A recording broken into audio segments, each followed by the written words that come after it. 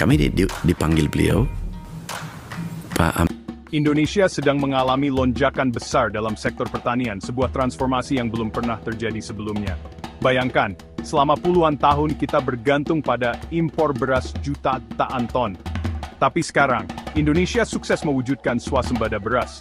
Hebatnya lagi, capaian ini diraih jauh lebih cepat dari target semula. Bukan 2029, tapi hanya dalam waktu 4 tahun. Pak Amran, bisa nggak 4 tahun? Bisa, insya Allah. Belum sebulan sudah turun jadi 3 tahun. Tak sampai 2 bulan jadi 1 tahun. Cepat banget.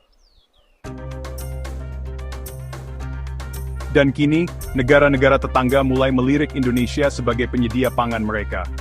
Malaysia misalnya secara resmi minta Indonesia ekspor beras. Tapi, Menteri Amran menolak halus, prioritas kita tetap kebutuhan dalam negeri. Sementara itu, Jepang memberikan apresiasi tinggi. Mereka takjub Indonesia bisa panen 3 kali dalam setahun. Bahkan Jepang kini mengembangkan varietas tanaman yang nanti akan ditanam di Indonesia. Artinya, jelas Jepang melihat Indonesia sebagai mitra strategis dalam rantai pangan global. Tapi, apa sih yang membuat negara seperti Jepang, dengan teknologi mutakhir tertarik pada Indonesia? Apa benar Indonesia berpotensi jadi lumbung pangan dunia? Yuk kita bongkar fakta-faktanya. Meski prestasi Indonesia luar biasa, masih banyak PR yang harus diselesaikan. Tantangan di sektor pertanian sangat kompleks dan beragam. Contohnya, produksi pupuk kita masih belum mencukupi, impor masih diperlukan. Ini menjadi beban tambahan bagi para petani yang sudah berjuang dengan biaya produksi yang tinggi. Di beberapa daerah, masih kesulitan menemukan bibit yang cocok. Bibit yang tidak sesuai bisa mengakibatkan hasil panen yang rendah dan kerugian besar. Bahkan program food estate pun belum semuanya berhasil. Banyak proyek yang gagal karena kurangnya perencanaan dan dukungan teknis. Kenapa? Karena teknologi belum tersebar merata, dan tak semua petani familiar dengan pendekatan modern. Ada kesenjangan besar antara metode tradisional dan teknologi baru. Sebagai anak petani, saya tahu betul lahan baru itu sulit. Belum tentu langsung berhasil. Banyak faktor yang mempengaruhi keberhasilan lahan baru. Tanahnya bisa terlalu gersang atau malah rawa. Kondisi tanah yang ekstrem ini menambah tantangan bagi petani. Belum lagi bibit yang belum cocok, hama yang belum dikenal. Hama baru bisa menghancurkan seluruh panen dalam waktu singkat. Butuh waktu untuk belajar dan beradaptasi. Petani harus terus berinovasi dan mencari solusi untuk mengatasi berbagai tantangan ini. Makanya, saat ada kabar panen dari lahan baru di luar Jawa, saya angkat topi. Itu bukan keberuntungan, tapi hasil dari semangat luar biasa dan riset yang matang. Jangan remehkan mereka yang gagal dulu sebelum akhirnya berhasil. Jadi kalau ada yang bilang food estate gagal, saya yakin, dia belum pernah pegang cangkul. Sekarang kita bicara angka. Indonesia punya surplus beras 3,1 juta ton. Bulan depan, Mei 2025, diperkirakan bertambah 1,6 juta ton. Tapi tunggu dulu, potensinya jauh lebih besar. April ini saja, 1,3 juta hektar sudah panen dengan produksi 7,5 juta ton gabah. Target luas tanam naik ke 1,6 juta hektar. Artinya, ada potensi panen 9,2 juta ton gabah dari perluasan lahan saja. Belum lagi dari bibit unggul. Varietas 9J dari IPB bisa hasilkan 11 ton per hektar. Sertani 13 hasil kerja keras 35 tahun bisa tembus 13 ton per hektar. Plus varietas lain, Impari 32, BSH 6H, Intani 602 dan lain-lain. Bayangkan jika bibit-bibit ini ditanam secara masif. Bukan hanya kuat secara pangan, tapi Indonesia bisa ekspor besar-besaran, meningkatkan ekonomi desa dan tentu meningkatkan kesejahteraan bangsa. Apalagi saat Koperasi Merah Putih aktif, dana desa bisa diarahkan untuk membantu petani akses bibit unggul, baik lewat subsidi maupun pinjaman. Pilot project-nya sudah berjalan di Konawe, Merauke dan lainnya. KUR hingga 100 triliun rupiah juga disiapkan.